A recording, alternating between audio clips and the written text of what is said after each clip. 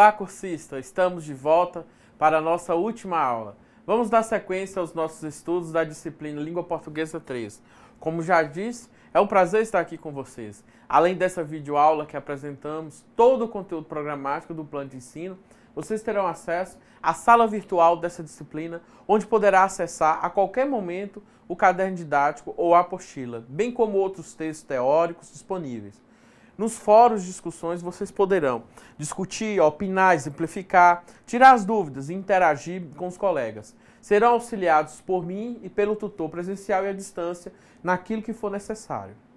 E para que tenhamos um bom resultado, será necessária a dedicação de vocês nos estudos e atividades da sala virtual. Mas também é muito importante que vocês leiam toda a apostila. Essa videoaula corresponde à unidade 4, que consta na sala virtual. Vamos trabalhar nessa unidade procuração, ata, edital, contrato e convênio. Nessa aula nós vamos conhecer a procuração, que é um instrumento pelo qual uma pessoa recebe de outra pessoa, física ou jurídica, poderes para em nome dela praticar atos ou administrar bens. A procuração tem a finalidade de dar poderes para que alguém represente outra pessoa ou instituição. Você já deve ter visto, na vida real, em obras fictícias, exemplos de mau uso de procurações, que acabaram prejudicando gravemente o futuro de pessoas ou instituições. Daí a importância da correta redação deste documento, para que seu objetivo não seja desvirtuado. Existe mais de um tipo de procuração. Vamos ver alguma das classificações, né? A classificação da procuração. Ela pode ser pública, se lavrada em cartório, ela pode ser particular, se passada de próprio punho, pela pessoa a quem você vai dar. Mesmo assim, esta deve subordinar-se a certas regras formais para que tenha validade. Denominações constantes no documento, quem passa a procuração é o mandante, constituinte ou outorgante. E quem recebe o mandato é o mandatário, procurador ou outorgado. A pessoa que recebe a procuração, quando declarada no texto a permissão para tal, pode subestabelecer, nomear como substituto, transferir a outrem a procuração recebida de alguém, outorgar, conceder, dar, declarar em escritura pública. No texto da procuração deve ficar claro o objetivo, ou seja, devem ser colocados todas as atribuições e permissões do outorgado para evitar problemas. Vamos dar uma olhada só nesse modelo. Olha só aqui, ó. Eu, fulano de tal, portador da cédula de identidade, RG, número tal, órgão emissor tal, brasileiro, solteiro, domiciliado na rua tal, número tal, apartamento tal, nome do bairro, nome da cidade, estado. Aí aqui vem, nomeio e constitui o meu bastante procurador, fulano de tal, portador, também os documentos dele, o órgão emissor, brasileiro, solteiro, residente na rua tal, nome do bairro, apartamento, cidade, no estado, para. Aí aqui neste espaço descrita a finalidade da representatividade autorizada pela procuração.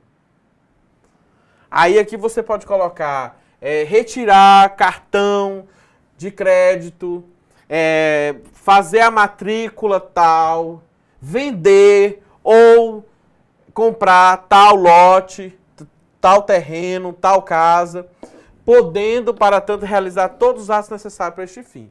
Você pode especificar o que é. Que aí aquela procuração, ela vai valer só para fazer aquilo. Cidade, mês e ano.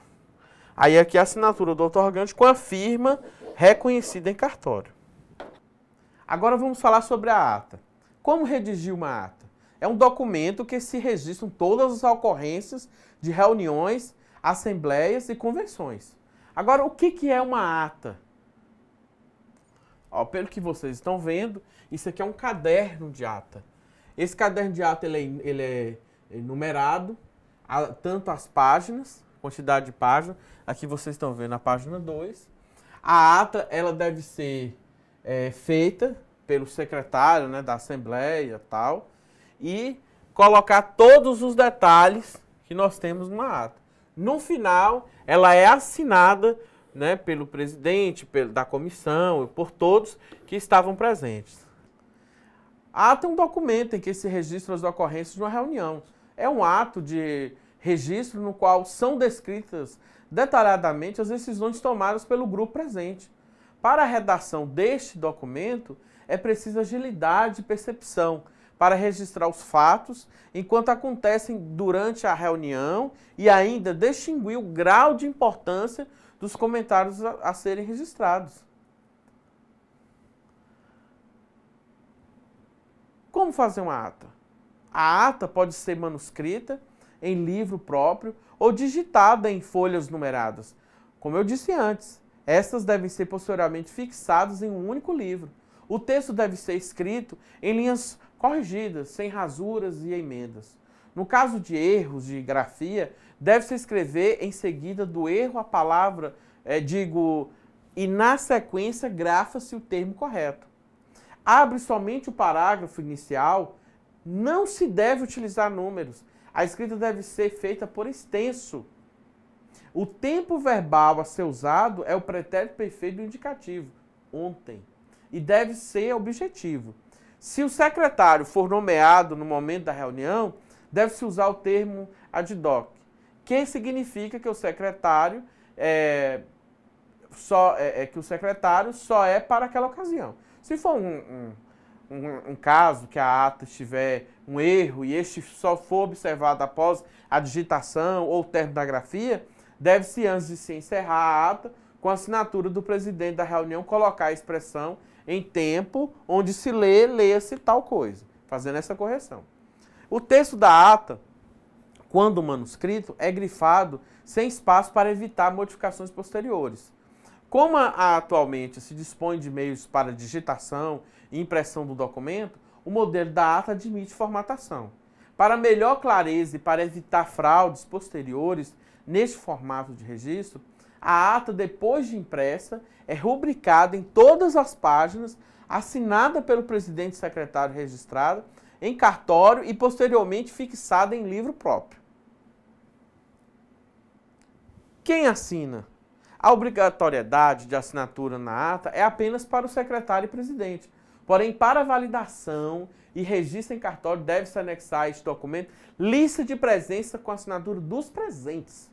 Para os registros internos que não exigem registro em cartório, a ata é assinada por todos os presentes ao final do texto. Nós temos um termo de abertura do livro da ata. Este livro contém tantas folhas numeradas e rubricadas pelo secretário e destina-se ao registro de atas das reuniões, de colocar o nome do condomínio, da empresa ou instituição.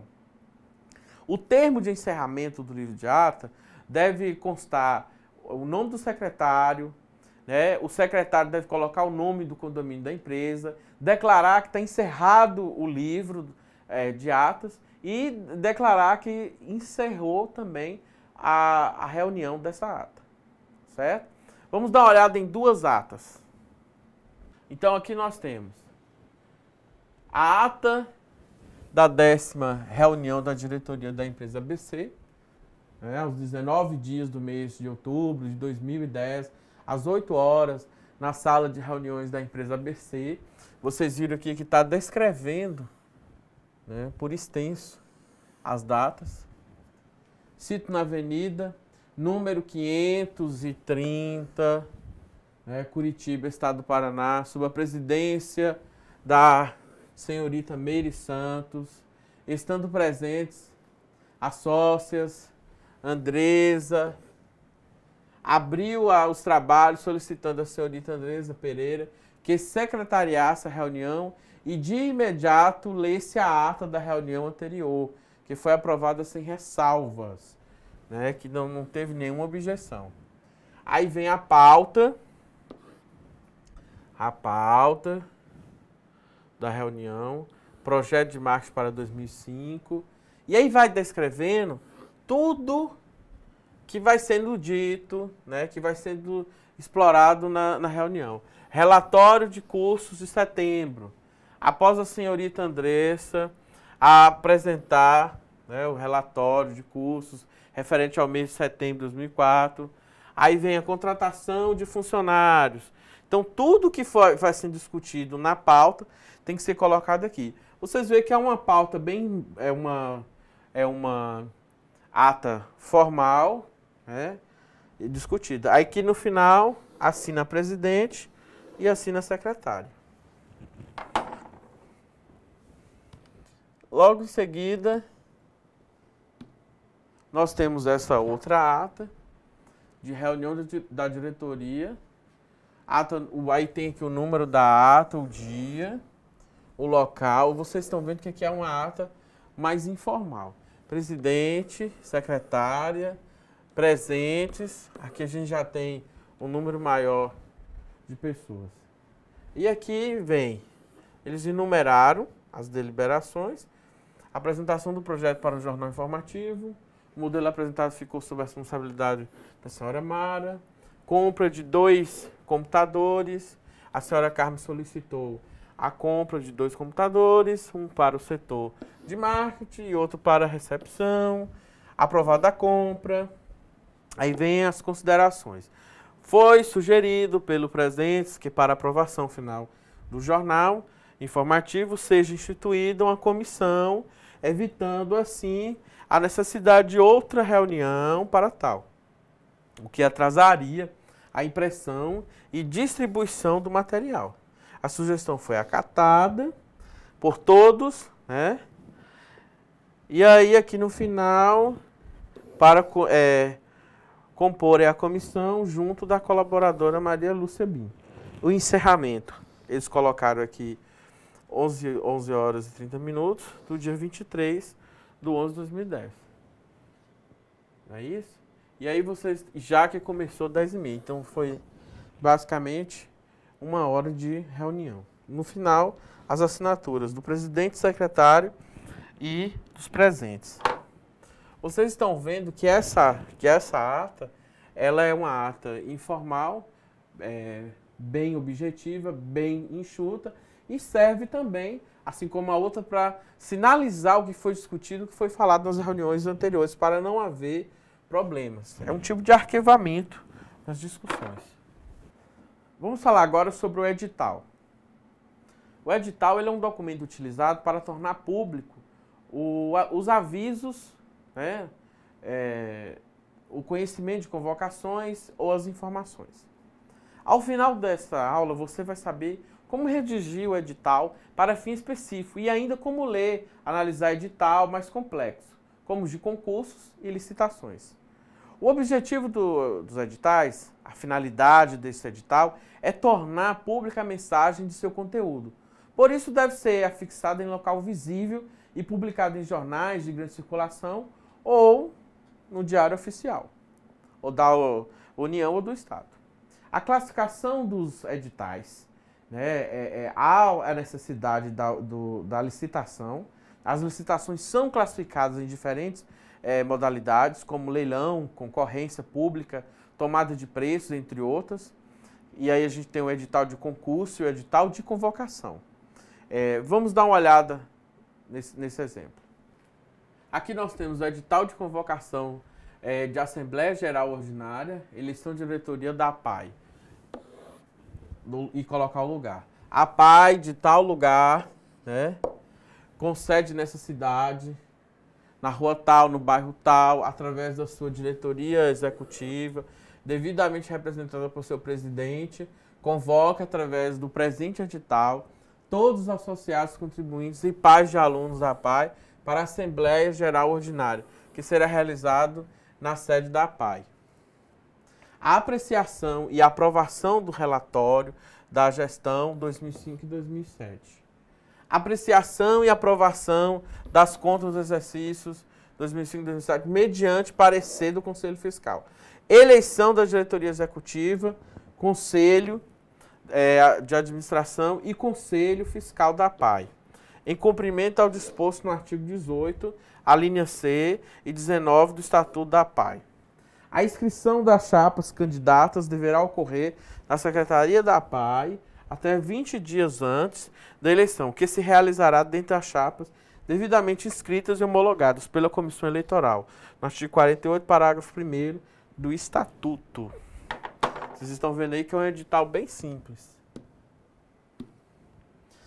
Aqui, ó, somente poderão interagir as chapas e concorrentes associados à PAI há pelo menos um ano, preferencialmente com experiência diretiva no movimento apaiano, quites com suas obrigações junto à tesouraria da PAI. É vedada a participação de funcionários da PAI na diretoria executiva, conselho de administração e conselho fiscal, ainda que cedidos com vínculo empregatício. Aqui você já anula as opções de outras pessoas, né? Então aqui vai delimitar. A Assembleia Geral instalar-se em primeira convocação a tantas horas com a presença da maioria dos associados e em segunda convocação com qualquer número, meia hora depois, não exigindo a lei de quórum especial. Vocês estão vendo que aqui tudo se ampara ao artigo do Estatuto da PAI. A data e a assinatura da presidente. Os editais são utilizados para tornar público o ato e as normas relacionadas ao mesmo. Por isso, tanto na redação como na leitura dos editais, é necessário muita atenção para os detalhes da descrição do objeto. No caso de concursos e certames licitatórios, a não observância de elementos descritos no edital pode resultar na desclassificação do candidato. Por isso, empresas comerciais que participam de processos licitatórios muitas vezes têm equipes treinadas para interpretação e análise de editais, para viabilizar a participação da empresa em certame desse tipo. Vale lembrar também da disponibilidade de quem redige os editais, pois uma vez publicados, tudo que se fizer constar no documento precisa ser cumprido. E no caso de concursos e licitações, aquilo que não constar não poderá ser cobrado. Então, ao publicar o edital para aquisição de serviço ou produto, os órgãos públicos descrevem detalhadamente o objeto da aquisição ou contratação. Quando a descrição não é feita detalhadamente, corre-se o risco de obter propostas de produtos e serviços de má qualidade. Neste caso, não há como exigir características que não foram previstas no edital. Vamos dar sequência ao nosso estudo e vamos falar sobre o contrato, que é um documento que por meio de qual se estabelece acordos entre pessoas ou entidades. A partir da assinatura do contrato, se estabelecem direitos e obrigações entre as partes interessadas. Agora, quando se faz um contrato? Quando da compra e venda de bilhetes de loteria ou passagem, em caso de matrícula em instituição de ensino, casamentos, prestações de serviços, compra e venda em geral, locações, enfim. Podemos dizer que os contratos são documentos registrados para determinar direitos e obrigações entre partes contratantes. Agora, o que deve constar em um contrato? O que gerou a negociação, quais os direitos e deveres dos contratantes, quais as penalidades se o contrato for quebrado, quais os prazos de pagamento de entrega, juros, quando se tratar de aquisições e contratações, onde residem os contratantes, qual o fórum para esclarecimento de dúvidas, quando e onde foi firmado o contrato, quem assina, precisa de registro em cartório. Agora, e quanto à forma de um contrato? Ele pode ser solene, de acordo com a forma prescrita na lei. Então, nós temos o exemplo, um testamento, um casamento. Não solene. Então, é quando não segue uma forma de existir prescrita na lei. Então, como exemplo, nós temos um contrato de compra e venda. Quanto ao modo de existir um contrato? Ele pode ser principal, não depende de outro para existir. Como exemplo, nós temos o contrato de locação. Ele pode ser acessório, depende de outro para existir. O exemplo é um contrato de fiança. E quanto à natureza Um contrato ele pode ser como, em conta natureza? Gratuito ou unilateral. Quando a despesa acontece somente para um dos contratantes, o exemplo é a doação, é empréstimo, né, oneroso ou bilateral, quando gera gastos para ambas as partes. Exemplo, a compra de um imóvel. Vamos dar uma olhada nesse exemplo.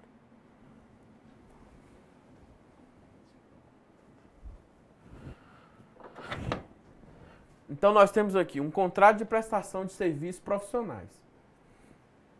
Então, pelo presente instrumento particular, aí aqui você tem que colocar estabelecida as duas partes, e aqui denominada contratada, aí você tem que colocar o CPF ou RG, estabelecido o lugar, aqui denominado contratante, tem entre si juntos e contratado o seguinte.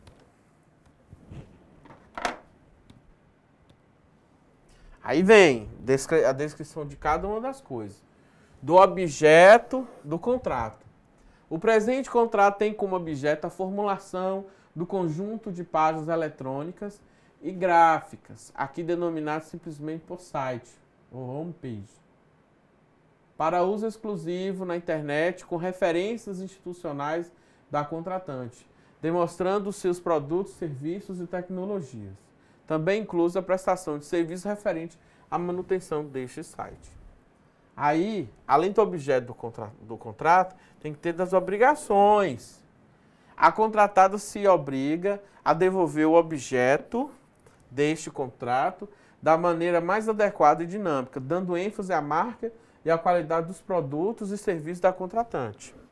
Fazem parte ainda os seguintes serviços a serem executados pela contratada: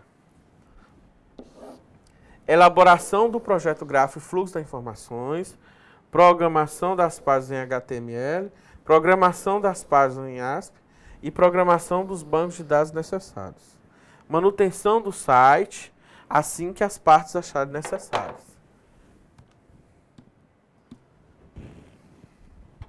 Aqui, das obrigações do contratante.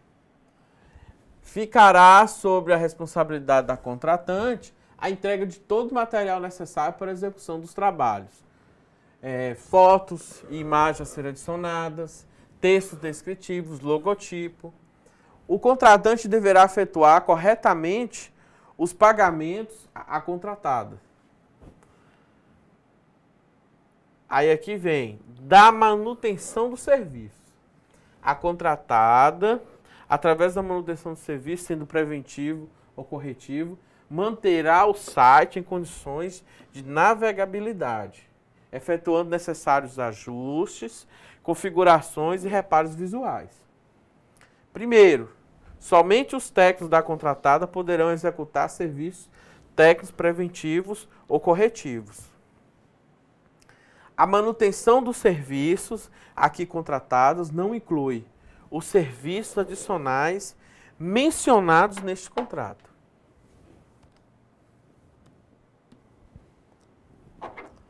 Elaboração e construção de bancos de dados extras, produção de fotos, produção de vídeos, configuração de estação de usuários da internet, problemas apresentados no equipamento de comunicação, tais como modems e cabos de redes, problemas apresentados em consequência da presença de vírus no equipamento, problemas apresentados em consequência do software defeituoso, mas instalados e mal configurados, criação de novas páginas ou alterações do layout diferenciado para o site do contratante, problemas que não estão ligados diretamente, aí o nome da empresa.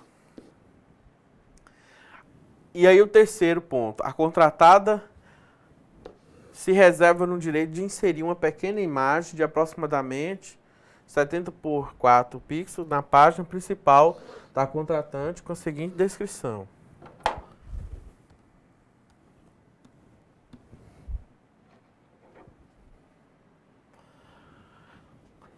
E aí nós temos a descrição que ela vai colocar.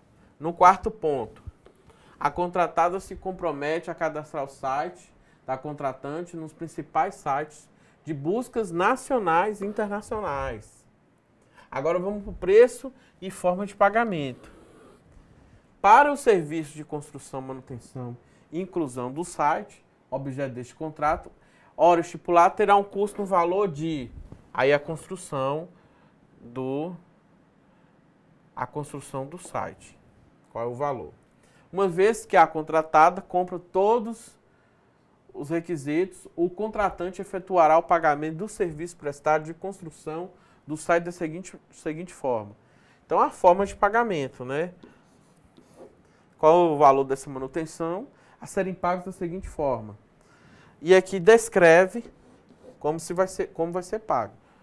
Cheque, cartão, à vista. Da rescisão do contrato. O presente contrato poderá ser rescindido pela contratante sem ônus algum. Quando? A contratada não executar os serviços solicitados pelo contratante que estejam de acordo com as anotações da cláusula deste contrato. Quando a contratada descumprir alguma das cláusulas. O presente contrato poderá ser rescindido pela contratada quando o contratante, na hipótese de inadimplência das obrigações ora assumidas, devendo a parte inocente notificar a parte culpada a sanar sua falha no prazo de 30 dias.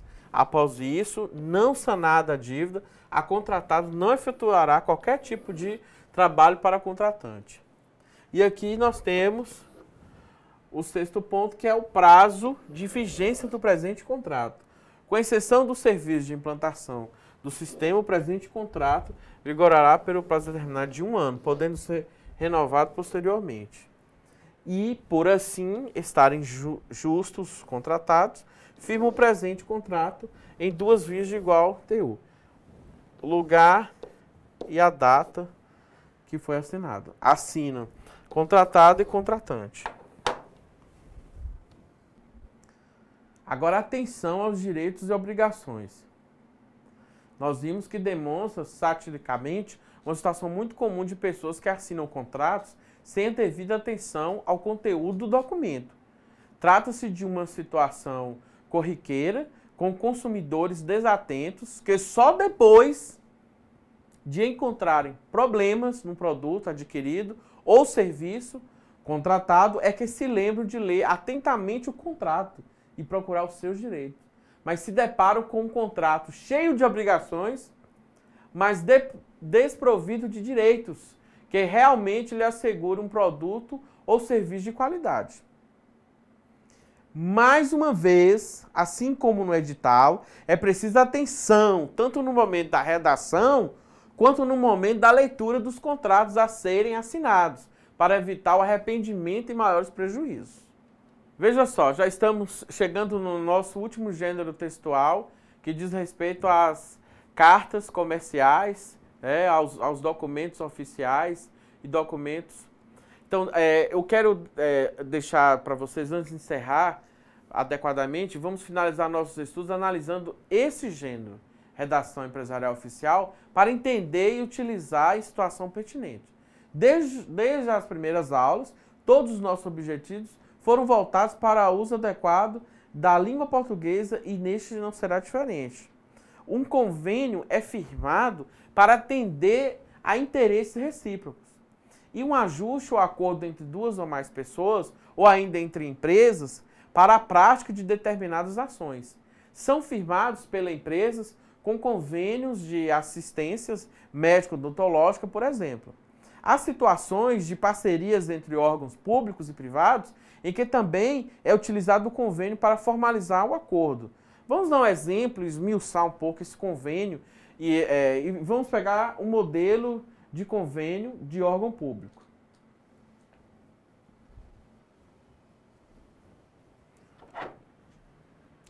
Aqui nós temos o convênio que entre si celebra a União, representada pela Secretaria da Receita Federal do Brasil, e o Estado, o nome do Estado representado pela Secretaria da Fazenda, objetivando a integração dos cadastros e o intercâmbio de informações entre o cadastro sincronizado nacional e o sistema aplicativo de integração estadual.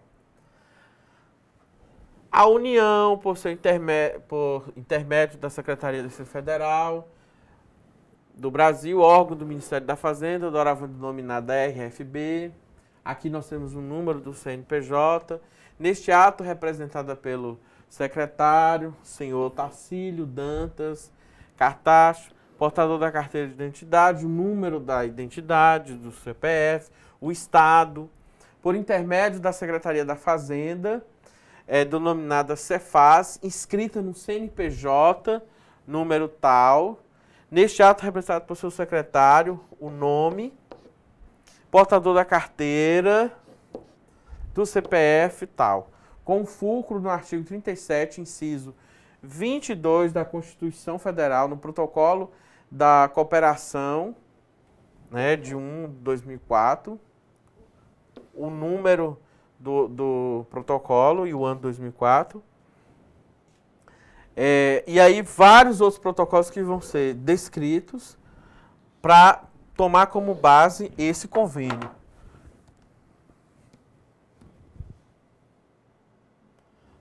E aqui nós vamos à primeira cláusula. O presente convênio tem por objeto o desenvolvimento de programa de cooperação técnica administrativa, visando a integração dos cadastros ao intercâmbio de informações entre o cadastro sincronizado nacional e o sistema aplicativo de integração estadual e a disponibilização das respectivas bases de dados cadastrais dos contribuintes em geral, para fins de agilização da obtenção pelos contribuintes do seu cadastramento junto à RFB.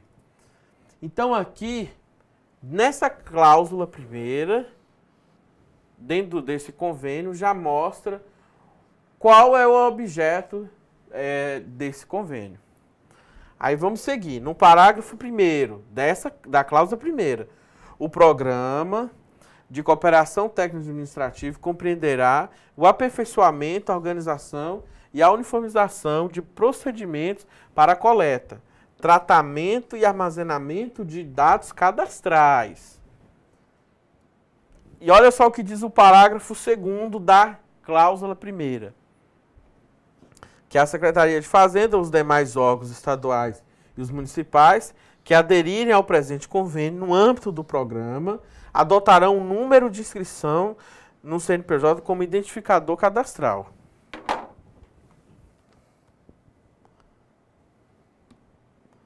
Agora ainda tem mais um parágrafo 3º dessa cláusula terceira.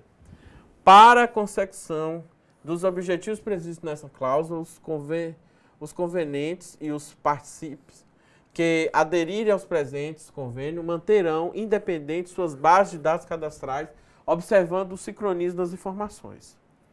Ok? Agora vamos para a segunda cláusula.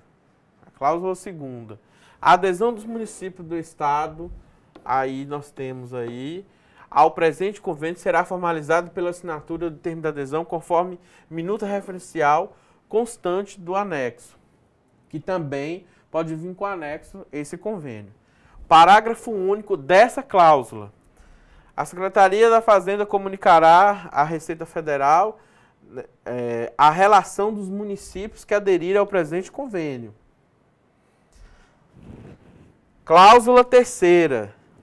A Secretaria da Fazenda poderá repassar a outros órgãos dos estados, né, sei lá, de Minas Gerais, bem como os municípios, né, do estado também, ou de qualquer outro.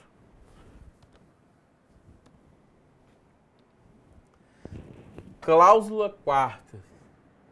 A execução das atividades, né, do presente ficará a cargo de comissão paritária incumbida de praticar todos os atos relativos à atuação conjunta com vistas a concessões de objetivos do convênio. Parágrafo 1º da cláusula 4ª. A comissão será composta por 4 servidores, 2 de cada conveniente, indicados pelos respectivos representantes mediante comunicação escrita no prazo de 30 dias, contados da data de assinatura deste convênio. Parágrafo 2º da cláusula 4ª. Sem prejuízo das incumbências previstas nessa cláusula, a comissão poderá propor os presentes. 1. Adoção de projeto técnico de sistema eletrônico, alteração de atos legais normativos, alteração ou complementação dos termos do presente convênio e alteração ou implementação de procedimentos técnicos ou administrativos.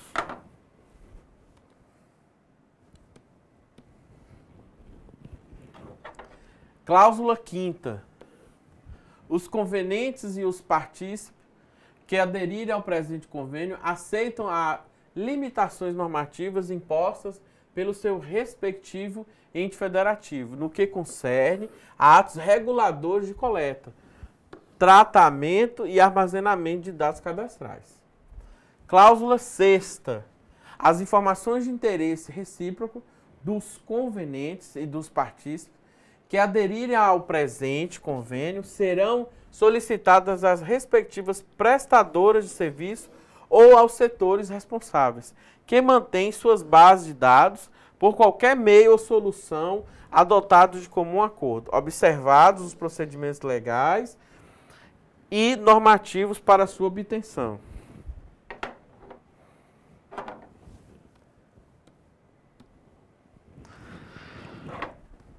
Na cláusula 7ª, os convenientes e os partícipes que aderirem ao presente convênio se comprometem a utilizar os dados que eles forem fornecidos em decorrência de execução do presente convênio, somente nas atividades que, em virtude da lei, lhes compete exercer, não podendo transferi-los a terceiros, seja a título oneroso ou gratuito, ou de qualquer outra forma divulgá-los, sob a pena de extinção imediata deste convênio. Nessa cláusula 7ª, nós temos um parágrafo, um único parágrafo para ela. Os convenientes e os partícipes que aderirem ao presente convênio poderão celebrar convênios com outros órgãos ou entidades, com a finalidade de assegurar a veracidade dos dados coletados, sem prejuízo da obrigação descrita nessas cláusulas. Cláusula 8ª. Cada conveniente e cada partícipe que aderir ao presente convênio responsabilizar-se-ão pela remuneração devida aos respectivos servidores designados para as atividades previstas neste convênio, bem como pelas despesas no respectivo âmbito de atuação, com desenvolvimento e implementação de projeto que deverão correr à conta de dotações orçamentárias próprias, ficando claro que este convênio não envolverá a aplicação de recursos específicos ou ônus financeiro adicional para qualquer dos partícipes. Tampouco envolverá transferências de recursos financeiros.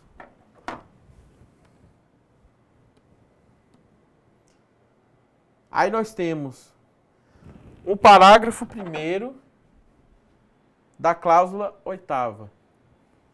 Então, a RFB e a Cefaz, os demais órgãos estaduais e municipais, né, que aderirem ao presente convênio, não arcarão com custos referentes ao acesso, por qualquer meio, as informações que eles sejam disponibilizadas pelo outro partícipe, cabendo o ônus ao conveniente ou ao partícipe aderente que estiver na posição de fornecedor das informações. Parágrafo 2º da mesma cláusula 8ª. A Receita será responsável pelo custo da disponibilização das informações até o sistema aplicativo de integração estadual. Cláusula 9ª. O presente convênio terá vigência por um prazo indeterminado. Aqui não colocou o tempo. A partir da data de sua assinatura. E poderá ser alterado por consenso e formalizado em termo aditivo, ou denunciado por qualquer dos partícipes, mediante comunicação escrita, reputando-se extinto 120 dias após o recebimento da comunicação por qualquer dos convenientes, sem que disso resulte ao partícipe denunciado o direito à reclamação ou indenização pecuniária.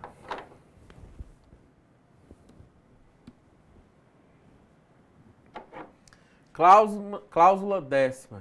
As eventuais dúvidas, omissões e controvérsias oriundas deste convênio serão dirimidas pelo partícipe de comum acordo, mediante proposta de solução a ser apresentada pela comissão paritária de que se trata a cláusula 4ª.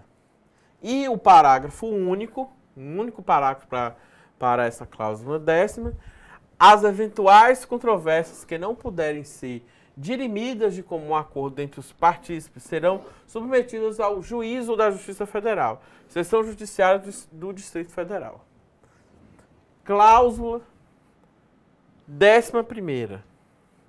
A RFB e a Cefaz providenciarão a publicação deste convênio em extrato, respectivamente, no Diário Oficial da União e no Diário Oficial do Estado. E por estarem de acordo os partícipes, foi lavrado o presente convênio em 2 vias de igual teor e forma assinada pelos respectivos representantes, destinada a uma para cada conveniente.